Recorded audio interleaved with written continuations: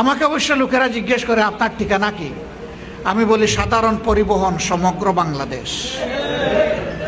বলে এটা তো ট্রাকের পিছনে লেখা থাকে, বলে আমিও তাই। ট্রাকের নির্দিষ্ট কোনো গন্তব্য থাকে না, যার যেখানে প্রয়োজন ট্রাক সেখানে চলে যায়। আমারও অবস্থা তেমন, যেখানেই জনগণের দুর্দশা দুর্গতি আল্লাহ আমাকে বাঁচায় রাখলে আমি ওখানে চলে যাব ইনশাআল্লাহ।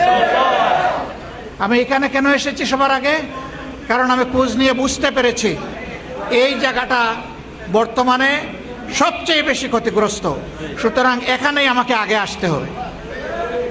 আমরা কি করতে পারি? আমরা একটা সংগঠন, আপনাদেরকে নিয়েই আমাদের সংগঠন।